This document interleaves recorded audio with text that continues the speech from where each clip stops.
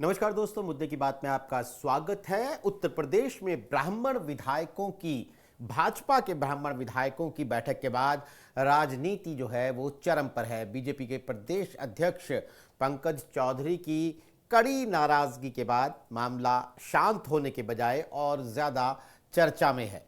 दिलचस्प बात यह है कि कुछ दिनों पहले, कुछ हफ्तों पहले ठाकुर विधायकों की भी इसी तरह की बैठक हुई थी। उसे लेकर तो कोई चेतावनी आई नहीं, इसलिए उस बात को बहुत ज़्यादा सोशल मीडिया से लेकर सड़क तक उछाला जा रहा है। अखिलेश यादव इस पूरे मामले को लगातार उठाकर भाजपा को घेर रहे हैं। कुल मिलाकर ये पूरी राजनीति आगे क्या असर दिखाने वाली है, इसे जानने के लिए हमारे साथ हैं वरिष्ठ पत्रकार विजय उपाध्याय। विजय जी, सबसे पहला सवाल तो यह है कि नए अध्यक्ष बनते ही पंकज चौधरी के सामने एक मामला आया जिसे कहते हैं कि पहला स्पीड ब्रेकर, और उनके बयान ने मामला सुलझाने की बजाय आपके हिसाब से और उलझा दिया, तूफान खड़ा कर दिया, या फिर उन्होंने जो बयान दिया वो माकूल लगता है आपको? नहीं, देखिए, उत्तर प्रदेश के भाजपा अध्यक्ष का जो पद है इस समय वो आग का दरिया है और डूब के जाना है वाली स्थिति में है। पिछले अध्यक्ष भूपेंद्र चौधरी बहुत मौन व्रत करीब करीब रखे रहे, कुछ ज्यादा उन्होंने बोला नहीं, बहुत एक्टिविटी नहीं दिखाई, सिर्फ पार्टी लाइन को लेके ही काम करते रहे।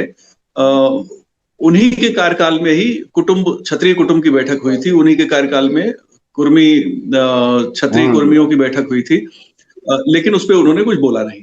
तो ये भूपेंद्र चौधरी की जिम्मेदारी थी कि वो बोले न बोले, तो उन्होंने न बोलने का फैसला किया और चुप रहे वो। अब जो ब्राह्मण विधायकों की बैठक हुई, ये बैठक कोई फॉर्मल बैठक तो थी नहीं, इनफॉर्मल बैठक थी, और इस इनफॉर्मल बैठक पर पंकज चौधरी जो नए प्रदेश अध्यक्ष हैं, जिनके कार्यकाल में पहली बैठक कास्ट लाइन के हिसाब से मान ली जाती है कि बैठक हुई है, तो वो बैठक हुई और पता नहीं इनको किस एडवाइजर ने, मुझे लगता है कोई सीनियर लीडर ही होगा और ब्राह्मण ही होगा बीजेपी का, जिसने इनको एडवाइस किया कि आपको बोलना चाहिए, इन्होंने बोल दिया। अब चूंकि इनका एक्सपोजर स्टेट लेवल का पहले नहीं था, ये भले ही 7 बार मेंबर ऑफ पार्लियामेंट रहे हैं, इनका महाराजगंज मॉडल है चुनाव जीतने का, तो वहां तो ये ठीक है, बहुत सक्सेसफुल तरीके से अपना काम करते रहे, केंद्र मंत्री भी हैं, सारी चीजें ठीक है, लेकिन संगठन को चलाना थोड़ा अलग चीजें हैं, यहाँ पैरामीटर अलग तरीके से काम करते हैं। जो पंकज चौधरी जी शायद कुछ समझते, इसके पहले एडवाइजर्स ने इनको बुलवा दिया, और एक बार बुलवाया, दूसरी बार भी बुलवाया। दरअसल इसमें सिर्फ इतना ही बनता था, जब मीडिया उनसे पूछती है कि भाई ये ब्राह्मणों ने बैठक की है, तो कहते हाँ मैं पता करूंगा, उनसे बात करूंगा कि बैठक थी क्या, फॉर्मल बैठक थी या इनफॉर्मल बैठक थी, क्या बात थी, बात खत्म हो जाती। लेकिन इन्होंने उसमें बोल दिया, बोला क्या, पार्टी लाइन के हिसाब से बोल दिया कि हमें जाति आधार पे नहीं देखना है। ठीक है, ये तो सैद्धांतिक बात है, लेकिन भारतीय जनता पार्टी जाति के आधार पे चीजों को करती है और समीकरणों को बनाती है, तो इस लिहाज से इनका ये बयान आधा सही आधा गलत जैसा है, तो ये इसकी वजह से ये सारा विवाद सामने आ गया। आपने महाराजगंज मॉडल बोलते समय महाराज के बाद जो एक पॉज लिया, तो मैं काफी दिलचस्पी से सोचने लगा कि इसके बाद आप क्या बोलने वाले हैं। महाराज के बाद आपने एक छोटा सा पॉज लिया था। खैर, लेकिन तो ये ठाकुर बनाम ब्राह्मण की बात तो हो ही रही है। ये पूरी बैठक हुई, जैसा मैंने अपनी भूमिका में भी कहा कि ब्राह्मण विधायकों की बैठक हुई, उससे पहले ठाकुर विधायकों की बैठक हुई थी। लेकिन पंकज चौधरी चूंकि कुर्मी बिरादरी से आते हैं, उनके चयन को लेकर ये बड़ा डिस्कशन हुआ कि बीजेपी में कुर्मी बिरादरी को एक अहमियत दी जा रही है, तो कुछ लोग इसे कुर्मी बनाम ब्राह्मण की पॉलिटिक्स भी बता रहे हैं। क्या आप इस नजरिए से देखते हैं इसे? देखिए, ये जो दौर है भारतीय राजनीति का, और उत्तर प्रदेश में खास तौर पे, किसी भी जाति के लोगों से मिलिए तो सारी सुविधा, सारी सत्ता और सारी ताकत वो अपने हाथ में चाहते हैं, लेकिन वो उनके यहाँ से जो भी लीडरशिप है, अगर उसके हाथ में चली गई तो उन्हें कुछ मिलता उलता नहीं है। तो ये एक मृगमरीचिका है जातिवाद की राजनीति। जैसे अगर यादवों को देखिए तो ठीक है, अखिलेश यादव मुख्यमंत्री बन जाएंगे, बाकी यादव जी क्या करेंगे, ठेकेदारी वगैरह कर लेंगे, इससे ज्यादा तो कुछ हो नहीं पाता। फिर टिकट भी नहीं दिया समाजवादी पार्टी ने लोगों को, आप ये भी देख लीजिए। ऐसे ही लेकिन जो कुर्मी राजनीति है उसके सबसे शानदार तरीके से ट्रम्प कार्ड जो चले थे लोकसभा चुनाव में अखिलेश यादव ने, वो बहुत ही सक्सेसफुल रहा। ज्यादातर ब्राह्मण जो भाजपा के उम्मीदवार थे उनके खिलाफ उन्होंने कुर्मी उतारे हैं। और कुर्मियों की जो स्ट्रेटजी थी उसमें आप देखिए कि बीजेपी के कुर्मी भी हार गए, ब्राह्मण तो हारे ही, सिर्फ एक ब्राह्मण जीता था, जितिन प्रसाद। चाहे संकेत मिश्रा हो, चाहे हरीश द्विवेदी हो, ये सारे लोग हार गए। और जितिन प्रसाद इसलिए जीत गए कि फर्स्ट फेज में चुनाव हुआ था पीलीभीत का, और पीलीभीत में कुर्मियों ने 60-40 के रेशियो में उनको वोट दे दिया, यानी 40% ने नहीं दिया, 60% ने वोट दे दिया और वो चुनाव जीत गए थे। लेकिन आप आर के पटेल बांदा में देख लीजिए, वो हार गए। और भी बीजेपी के जो कुर्मी थे, रेखा वर्मा हार गई धौरारा से, वहां भदौरिया को दे दिया था कुर्मी बिरादरी ने। तो इस पे बाद में कुर्मी समुदाय में मंथन भी हुआ, और मैं बहुत अच्छी तरह से जानता हूं कुर्मी समुदाय बहुत ही स्ट्रेटेजिकली अपनी यूनिटी को मेंटेन किए हुए, उनका अपना एक अघोषित संगठन है जो काम करता है और बहुत अच्छे तरीके से काम करता है। और उसने विधानसभा चुनाव में 41 मेंबर ऑफ असेंबली के मेंबर जिताए थे, और लोकसभा चुनाव में 11 पार्लियामेंट के मेंबर जितवा लिए थे। तो जाहिर है कि एक अलग स्थिति है ये। इसको इस तरह से देखिए कि 89 में यादव मुख्यमंत्री मुलायम सिंह बनते हैं उत्तर प्रदेश के, उनके सेकंड जो लीडर होते हैं वो बेनी प्रसाद वर्मा होते हैं, और की वजह से सपा बहुत ताकतवर होती है। यादव और कुर्मी का अलायंस था, बहुत स्ट्रांग था, और ओबीसी में यही दो जातियां हैं जिनकी आबादी सबसे ज्यादा है, और यही दो जातियां हैं जो बहुत ही मजबूत हैं। और मैं आपको बताऊं कि इन दो जातियों को ओबीसी श्रेणी में रखा जाता है, लेकिन भारत के सबसे बहुत बड़े हिस्से पर कुर्मी क्षत्रिय और यदुवंशी क्षत्रियों का राज रहा है, राजपूताना से बड़े हिस्से पर, दक्षिण से लेकर उत्तर तक के इलाकों को अगर आप देखें। और गुजरात में तो पटेल जो है वो जनरल कास्ट में आते हैं, और उत्तर प्रदेश में भी इनकी जो आर्थिक स्थिति है वो जनरल कास्ट से कम नहीं है, बल्कि बेहतर ही है, चाहे यादव हो चाहे कुर्मी हो। तो अलग जो बाकी पिछड़े हैं, यानी गैर यादव गैर कुर्मी जो पिछड़े हैं, वो अपने को अति पिछड़ा कहते हैं। उसमें अलग अलग जाति के नेता भी निकले, और अलग अलग जाति की राजनीति भी बहुत मजबूत हुई है उत्तर प्रदेश में। तो एक पैरेलल ये भी एक समीकरण है जो काम कर रहा है।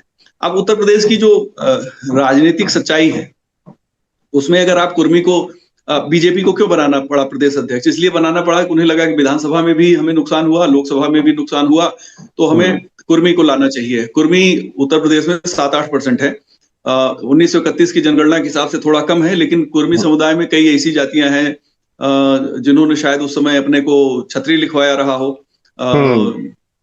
उसमें कटियार भी हैं, उसमें गंगवार भी हैं, और भी कई जातियां हैं जो कुर्मी समुदाय में आती हैं, जो इस समय बृहद कुर्मी मोर्चा के तहत एक साथ हैं, और सभी अपने को कुर्मी क्षत्रिय के तौर पे ही परिभाषित करते हैं। ये ओबीसी भले हैं लेकिन है क्षत्रिय। लोगों को शायद इस बात का भ्रम होगा, इसीलिए मैंने बताया कि भारत के बहुत बड़े हिस्से पर यदुवंशियों का और कुर्मवंशी क्षत्रियों का रास्ता। अरे आप मैसूर का वाडियार यादव है, और जितने आपके ये पटेल जहां जहां लिखते हैं मोस्टली कुर्मी है। इसके अलावा और भी कई कास्ट हैं, शायद रेड्डी भी कुर्मी ही होते हैं जो आंध्रा के हैं। तो बहुत लंबी लिस्ट है, और कुर्मी क्षत्रिय संघ जो है वो बना के सारी लिस्ट अपने पास रखता है कि कहाँ कहाँ हम किस तरीके से हैं, आईएएस कितने हमारे हैं, पीसीएस अफसर राज्यों में कितने हैं, इनके पास पूरा डेटा है। तो राजनीतिक तौर पे बहुत जागरूक हैं, बहुत ही स्ट्रेटेजिकली वोट करते हैं, बहुत यूनाइट हैं इस समय।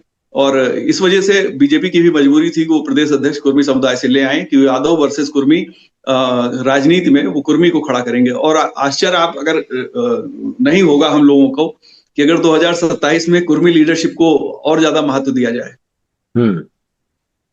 नहीं, बिल्कुल ठीक बात है। लेकिन हमने जो ठाकुर विधायकों की बैठक की बात की कि भूपेंद्र चौधरी ने चुप रहना बेहतर समझा, ज्यादातर मामलों पे वो बोलते हुए हमें नजर नहीं आए। तो क्या ये पंकज चौधरी चेतावनी तो ब्राह्मण विधायकों को दे रहे हैं, लेकिन संदेश क्या ठाकुर विधायकों को दे रहे हैं? नहीं, मतलब अगर संदेश देखना है, इसको हमें डिकोड करना पड़े, तो हम कहेंगे कि वो सभी के लिए कह रहे हैं। एक्चुअली यूपी में तो कास्ट वाला एक इकोसिस्टम बहुत स्ट्रांगली क्रिएट कर दिया करणी सेना ने लोकसभा चुनाव में, और वो जो उन्होंने जनरेट किया था करणी सेना ने, उसका असर आप देखिए कि रामजीलाल सुमन के घर पे घेराव वगैरह करते समय भी करणी सेना ने बहुत ज्यादा एग्रेसिवली पॉलिटिक्स की थी, काफी कुछ हथियार भी लहराए थे। तो बाद में वो बंद हुआ, लेकिन कैसे बंद हुआ वो भी पॉलिटिकल जब उसमें इंटरफियर किया गया बड़ी स्ट्रांगली, तब जाके वो बंद हुआ था। तो करणी सेना ने कास्ट लाइन को तो स्ट्रांग किया ही। इसके अलावा अपोजिशन भी लगातार क्षत्रियों को लेकर भाजपा में वर्चस्व की बात करते हुए वो बोलता रहता। अखिलेश यादव भी बोलते हैं, उनके समाजवादी पार्टी के स्पोक्स पर्सन भी बोलते रहते हैं। तो ये एक बना हुआ है उत्तर प्रदेश में। अच्छा, होता ये है कि मैं पिछले 30-35 साल की पॉलिटिक्स उत्तर प्रदेश की अगर आपको बताऊं कि जब भी कोई और बिरादरी बैठक करे तो उतना नोटिस नहीं लिया जाता है, लेकिन अगर ब्राह्मण बैठक कर लेता है, भले ही वो पॉलिटिकली इन्फ्लुएंसर हो ना हो, लेकिन वो उसी की चर्चा सबसे ज्यादा होती है। और उसके पीछे सबसे ज्यादा चर्चा करवाने वाले, खिलाफ में भी चर्चा कराने वाले, पक्ष में भी चर्चा कराने मोस्टली ब्राह्मण ही है। ये बात सही है, क्योंकि कुछ लोग विधायक कुर्मी विधायकों की भी बैठक हुई थी जो अननोटिस रह गई। बल्कि मैंने सोशल मीडिया पर तो कहीं पढ़ा कि पश्चिमी उत्तर प्रदेश के नेताओं ने भी कोई बैठक की थी, जो शायद सभी जातियों के लोग उसमें शामिल थे, और लेकिन चर्चा ज़्यादा ब्राह्मण विधायकों की बैठक की होती है। आपने अखिलेश यादव की हमने बात की। अखिलेश यादव लगातार इस मुद्दे को उठा रहे हैं, तरह तरह के एक्स हैंडल पर उन्होंने सोशल मीडिया पोस्ट लिखे हैं। इतनी मेहनत का सबब क्या है? अखिलेश यादव को ब्राह्मण का वोट तो मिलता नहीं है। 2022 में भी जब हालात उनके पक्ष में काफ़ी ज़्यादा थे, तब भी 89% बीजेपी को वोट दिया था ब्राह्मण ने। तो अखिलेश यादव या शिवपाल यादव जो ऑफर दे रहे हैं, अखिलेश यादव लगातार अंडरलाइन कर रहे हैं, वो अपने लिए कोई संभावना देख रहे हैं इसमें, या ये बीजेपी को ही घेरने का या बीजेपी को ही कटघरे में खड़े करने का एक दांव है? देखिए, 2024 के लोकसभा चुनाव में अखिलेश यादव का जो वोट परसेंटेज है काफी बेहतर हो चुका है। 42% करीब वोट उनके पास है। अब आके लड़ाई 2-3% वोटों पे टिकी हुई है। उत्तर प्रदेश में 1931 की जो जनगणना है, अभी तो जातिवाद जनगणना उत्तर प्रदेश में होनी है, लेकिन 1931 की जो जनगणना है उसके हिसाब से 11.5% ब्राह्मण है उत्तर प्रदेश में, जो सभी जातियों में सबसे ज्यादा है। मुस्लिम, जो पूरे मुस्लिम को माना जाए, उसमें जो अशराफ, अजलाफ और अर्जाल को अलग न किया जाए, एक साथ देखा जाए, तो उनकी करीब 18% पॉपुलेशन है। उसके बाद ब्राह्मण है, और ब्राह्मणों में त्यागी और भूमिहार ब्राह्मणों को जोड़ दें तो करीब 0.5% से 1% और ज्यादा संख्या बढ़ जाती है। उसी सूची में इनके बारे में भी डेटा उपलब्ध है। तो अगर जो ब्राह्मण अभी बीजेपी को एकमुश्त वोट देता है, उसमें से 2-3% भी अगर कम हो गया तो बीजेपी के लिए बहुत ज्यादा दिक्कत हो जाएगी। और अखिलेश यादव इस बात को अच्छे से जानते हैं, इसीलिए उन्होंने माता प्रसाद पांडे को अपना नेता, विधानसभा में नेता अपोजिशन बनाया था, ये मैसेज देने के लिए कि देखिए ब्राह्मण को हम महत्व देते हैं। तो अखिलेश की एक दूरंदेशी है। उन्होंने भविष्य को देखते हुए अपनी रणनीति के कार्ड चल दिए समय से। और हालांकि माता प्रसाद ना ज्यादा बोल सकते हैं, क्योंकि ओल्ड स्कूल ऑफ सोशलिज्म के वो लीडर हैं, तो वो नए दौर में खप नहीं पा रहे हैं, अपनी बात रख नहीं पा रहे हैं। पुराने तरीके से बात रखते हैं तो वो उतना डाइजेस्ट नहीं होती है, कंज्यूम भी नहीं होती है, तो कई चीजें हैं। लेकिन माता प्रसाद पांडे नाम तो है, पांडे नाम जुड़ा हुआ है, तो इसलिए एक अलग स्थिति बनती है। तो अखिलेश की निगाह इसी पे है कि अगर भाजपा से नाराज होकर ब्राह्मण 2-3% भी छिटक जाएगा तो उनका काम बन जाएगा, क्योंकि बाकी वोटों का जुगाड़ उन्होंने कर लिया है।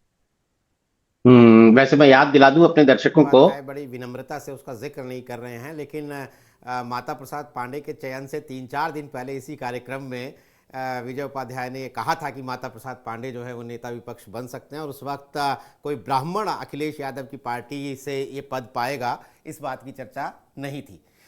तो मेरा अगला सवाल ये है कि अभी आपने कुर्मी वोटर की बात की कि बड़ा स्ट्रेटजिकली वोट करते हैं, इसीलिए उन्होंने जो संख्या बल है वो बहुत बढ़ा लिया है, विधानसभा में भी लोकसभा में भी। तो ये जो मौजूदा राजनीतिक घटनाक्रम हो रहा है ब्राह्मण पॉलिटिक्स का, क्या आपको लगता है कि ब्राह्मण भी इस स्ट्रेटजी पे जा सकते हैं कि पार्टी देखकर वोट करें या उम्मीदवार देखकर वोट करें? नहीं, देखिए, ब्राह्मणों के साथ बड़ी मुश्किल है। इनके जितने लीडर हैं, इनको बाकी जातियां वोट नहीं करती हैं। पार्टी के सहारे भले वोट कर दें, पार्टी लाइन पे वोट कर देते हैं लोग, इसलिए ब्राह्मणों की भी संख्या काफी ज्यादा विधानसभा में है, इस वाली विधानसभा में। लेकिन बहुत दिक्कत, अगर ब्राह्मण कास्टिज्म पे आएगा तो इनके ज्यादातर लोग हार जाएंगे। इनकी जो स्ट्राइक रेट है जीतने की बहुत घट जाएगी। ये बात ब्राह्मण लीडर भी जानते हैं, और जिस भी ब्राह्मण लीडर के पक्ष में ब्राह्मण समुदाय के लोग बोलना शुरू कर देते हैं, वो चुनाव हार जाता है। और जो जय परशुराम करते हैं वो तो कभी चुनाव जीतते ही नहीं। यानी जो थोड़ा एग्रेसिव ब्राह्मण पॉलिटिक्स करने की कोशिश करते हैं, उनकी तो राजनीति मिट्टी में मिल जाती है। मैं तो यही देख रहा हूं। तो ब्राह्मण इस तरह से करेगा नहीं। वो अभी जो मुझे लग रहा है कि अल्टीमेटली वो यूनाइट रहेगा बीजेपी के फेवर में, वो सभी के साथ जुड़ के ही वोट करेगा। टेक्टफुल वोट नहीं करेगा, क्योंकि टेक्टफुल वोट करेगा तो भी उसका नुकसान होगा। वजह इसकी कई हैं, क्योंकि चीजें लीक हो जाती है, अपने पेट में बात रख नहीं पाते हैं। जो रणनीति है उसमें मौन रह के आप काम करें, जैसे कुर्मी समुदाय ने किया 2022 और 2024 में। ब्राह्मण वोकल हो जाता है और वोकल होने की वजह से इसका नुकसान होता है, तो इसलिए ये शायद इस तरह की हरकतें नहीं करेंगे। लेकिन एक बेचैनी है, और बेचैनी की वजह दूसरी है। बेचैनी की वजह यह है कि बीजेपी का ज्यादातर कार्यकर्ता ब्राह्मण है, और बीजेपी के कार्यकर्ताओं को लगता है कि सरकार हमने बनवाई और हमारी कहीं सुनवाई नहीं है। ये लगातार बना हुआ है। लेकिन ब्राह्मणों के जो सबसे बड़े लीडर इस समय है देश में, वो है नरेंद्र मोदी। और नरेंद्र मोदी को ब्राह्मण छोड़ेगा नहीं, क्योंकि चूंकि एक नेशनलिस्ट अप्रोच है। कल मैं किसी से चर्चा हो रही थी, तो उन्होंने कहा कि भाई हमारा जो आजादी का आंदोलन है, सबसे ज्यादा तो उसमें चित्पावन ब्राह्मणों का योगदान था, चाहे बाल गंगाधर तिलक हो, चाहे गोपाल कृष्ण गोखले हो, सब उन्होंने 25 नाम गिना दिए। तो ये जो ब्राह्मण पॉलिटिक्स है, इसमें नेशनल पॉलिटिक्स अपने आप जुड़ी हुई होती है। और वहां चूंकि नेता उनके अघोषित नेता नरेंद्र मोदी जी हैं, तो वो नरेंद्र मोदी जी के साथ ही खड़े नजर आएंगे। नहीं तो राज्य में क्या हो रहा है, विजय जी स्पष्ट कर दीजिए। कुछ लोग ये ना, नरेंद्र मोदी को आप ब्राह्मण कह रहे हैं?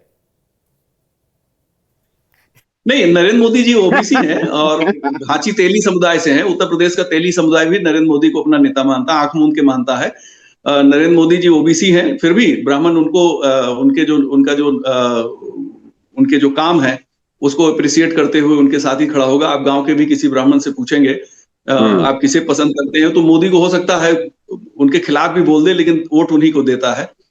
उसकी बहुत सी वजहें हैं, जैसे कश्मीर का इशू है, देश से जुड़े हुए बहुत से डिफेंस वाले मामले हैं, भारत की जो ताकत बढ़ी है मोदी जी की लीडरशिप में, वो बहुत से मामले हैं जहां पे जिसकी वजह से ब्राह्मण मोदी से अपने को जोड़ता है। और ये बीजेपी का भी मैं नहीं कह सकता हूं, क्योंकि 2012 का जब विधानसभा चुनाव हुआ था, तो मैं जब वोटिंग के दिन घूम रहा था, कई जिलों में मैं गया, तो वहां पे उस समय ब्राह्मणों ने सपा को वोट दिया था। और ये कहा था कि भाई, हम जब बूथ के बाहर हम लोग पूछते थे कि भाई आपने सपा को दिया, कहें भैया इस बार सपा को दे रहे हैं, लोकसभा में कमल को देंगे। तो वो मायावती से नाराजगी थी, क्योंकि मायावती को उन्होंने वोट दिया। मायावती की सरकार में ब्राह्मणों को मंत्री तो बहुत से बना दिया, लेकिन सारे मंत्री भ्रष्ट थे, भले वो तिवारी और मिश्रा और कुछ भी उनका टाइटल रहा हो, लेकिन वो ज्यादातर भ्रष्ट थे। और उन्होंने पब्लिक से ना मुलाकात की, ना बात की, और ना कोई काम किया, और केवल अपना थैला भरते रहे। इस वजह से ब्राह्मणों में बहुत ज्यादा नाराजगी थी, और उन्होंने सपा को 12 में वोट किया था और 14 में वापस भाजपा को वोट किया है। उत्तर प्रदेश देखिए, यहाँ पे जो गंगा जमुना का मैदान है, यहाँ पे वोटिंग का पैटर्न बहुत अलग है। एक तो सोशल मीडिया में जो चीजें चलती हैं वो वास्तविक नहीं होती हैं, वो आभासी दुनिया यही ज्यादा चलती रहती हैं। सतह के नीचे दूसरी चीजें चलती हैं, और वो जो सतह के नीचे की चीजें हैं, उसमें मुझे ऐसा दिखता तो है कि शायद ब्राह्मण समुदाय में थोड़ी नाराजगी हो सकती है 2027 में। लेकिन मोदी का चेहरा देखने के बाद, मोदी की लीडरशिप को देखने के बाद, वो बीजेपी के साथ ही खड़ा हो जाता है। लेकिन अगर कहीं किसी वजह से और भी नाराजगी गहरी हुई, अब जैसे मैं आपको बताऊं कि 22 के चुनाव में लीडरशिप कौन करेगा, इसको लेके बहुत बहस थी कि योगी के नेतृत्व में चुनाव हो रहा है या बीजेपी के नेतृत्व में चुनाव हो रहा है। तो शायद मेरठ में केशव प्रसाद मौर्य का एक बयान था कि हमारा नेतृत्व कमल का फूल कर रहा है। तो वो जो कमल का फूल का जो नेतृत्व है, वो जो है उसने ज्यादा काम किया। लीडरशिप की जब बात आएगी तो शायद उसमें थोड़ा लोगों की हिचक हो सकती है, लेकिन जब राष्ट्रीय परिप्रेक्ष्य में जब चुनाव होने की बात आती है, यानी लीडरशिप अगर कमल के फूल के पास है, तो लोग ब्राह्मण भी पूरे तरीके से बीजेपी को वोट देते हैं। मैं आपको और बता दूं, कुछ संस्थाएं हैं जो डेटा देती हैं। लोकसभा चुनाव में उन्होंने कुछ डेटा दिया है जिससे मैं बिल्कुल सहमत नहीं हूं, खासतौर पे CSDS। वो कहते हैं कि यहाँ पे फला फला लोगों ने इतना % बीजेपी को दिया, लेकिन उतना बीजेपी को दिया नहीं था। बीजेपी 22 में जो जीती है, वो लॉ एंड ऑर्डर था और महिलाओं के वोट की वजह से सबसे ज्यादा जीती थी। मेरी अपनी एक स्टोरी है, आप कहेंगे तो मैं भेज दूंगा आपको। जी। 5th फेज में ही ये अनुमान हो गया था कि बीजेपी पावर में आ रही है, जबकि उसके पहले हम लोगों को भी ये लग रहा था कि शायद बीजेपी पावर में आएगी तो बहुत स्ट्रगल करते हुए आ सकती है, या फिर अखिलेश भी आ सकते हैं। लेकिन 1 महीने के अंदर चुनाव जिस तरह से बदला था, उसमें 5th पेज आते आते महिलाओं के वोट की वजह से बीजेपी को, क्योंकि लॉ एंड ऑर्डर बहुत ज्यादा उसमें काम कर रहा था, तो उसकी वजह से योगी जी का समर्थन स्ट्रांगली हो गया था। नहीं, बिल्कुल। आपने आपने कहा कि राष्ट्रीय सोच जब ब्राह्मण बिरादरी के अंदर आती है तो वो अल्टीमेटली नरेंद्र मोदी के नाम पर बीजेपी को वोट दे देता है। एक इसके बाद हमने बात की लॉ एंड ऑर्डर, जिस पर महिलाएं वोट देती हैं। लॉ एंड ऑर्डर जो है वो हिंदू मुस्लिम राजनीति से भी जुड़ जाता है, क्योंकि जिस तरह के बयान आते हैं, जिस तरह से बातें होती हैं और जिस तरह से पूरा मामला पेश किया जाता है। तो मैं आपसे एक सवाल और पूछना चाहता हूँ, इन दोनों सवालों का मिला जुला, इन दोनों मुद्दों का मिला जुला सवाल है कि आज की तारीख में आपको जाति की राजनीति भारी दिख रही है ग्राउंड पर, या अल्टीमेटली हिंदू मुस्लिम के जो ध्रुवीकरण की राजनीति है वो मोर्चा संभालती है। तो इन चूंकि ये दोनों राजनीति अलग अलग पक्षों को के पक्ष में जाती हैं, जाति की राजनीति मुझे लगता है कि अखिलेश यादव का पीडीए का बेस है और वो चाहेंगे कि ये राजनीति जो है वो भारी रहे। हिंदू मुस्लिम ध्रुवीकरण की राजनीति बीजेपी को सूट करती है। आज की तारीख में आपको इन दोनों में से कौन सी राजनीति ग्राउंड पर भारी दिखती है?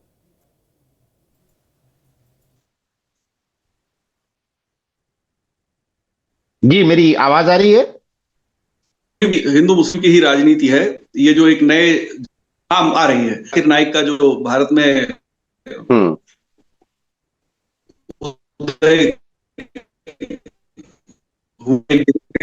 से, जिसमें दफ्तर और मौलाना का जो जितना वायरल हो रहा उनके, क्योंकि उसी कम्युनिटी के साथ उठना शुरू हो जाती है तो लोग अलर्ट हो जाते हैं। लोकसभा चुनाव अगर आप देखें तो यादव को आप देखें, समाजवादी पार्टी के, उन्होंने कंप्रोमाइज किया, चुप रहे, टिकट ही मांगा। जितने लोग टिकट दिया सिर्फ उतने ही लोग चुनाव लड़े। 5 मुस्लिम और 5 यादव ही चुनाव जीत पाए, या उनको टिकट मिला और वो जीत गए। तो इस तरह की जो परिस्थितियां हैं,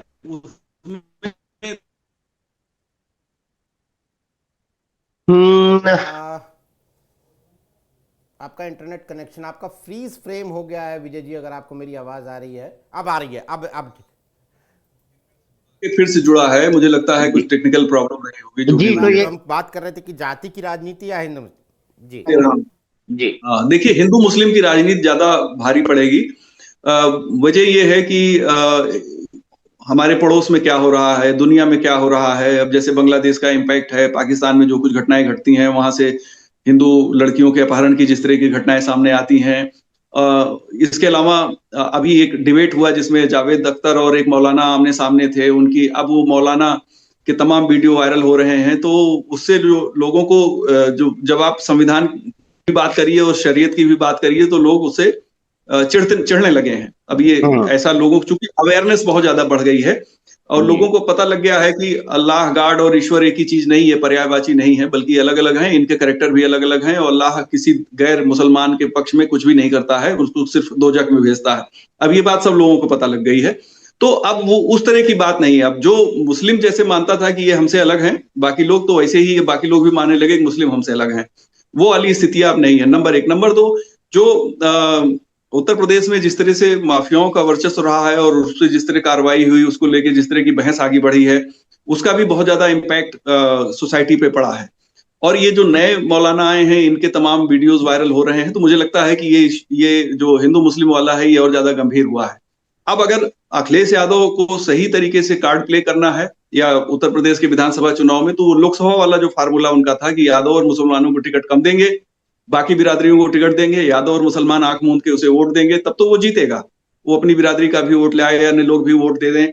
लेकिन अगर इससे इतर संख्या बढ़ती है तो नुकसान होता है। आप देखें, बीजेपी उत्तर प्रदेश से 325 सीटें अलायंस के साथ तभी जीत पाई जब मायावती ने 100 मुसलमानों को टिकट दिया था और ये कहा था कि भाई दलित मुस्लिम एकता हम लेके आगे बढ़ेंगे। और उनके साथ न सिर्फ वो हारी बल्कि उनके सारे कैंडिडेट भी हार गए थे।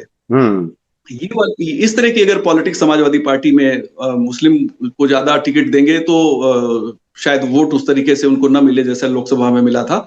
तो ये एक चीज तो ये हो गई कि हिंदू मुस्लिम वाला मामला बहुत ही वजनदार है। दूसरा जो डेवलपमेंट है, चूंकि रूरल एरिया में भी डेवलपमेंट हो रहा है, आर्थिक विकास हो रहे हैं, और आर्थिक विकास होने से लोगों की सोच में बहुत बदलाव आता है, यूथ में थोड़ा एग्रेसिवनेस आ जाता है, सोशल मीडिया ने थोड़ी बेचैनी बढ़ाई है, और जो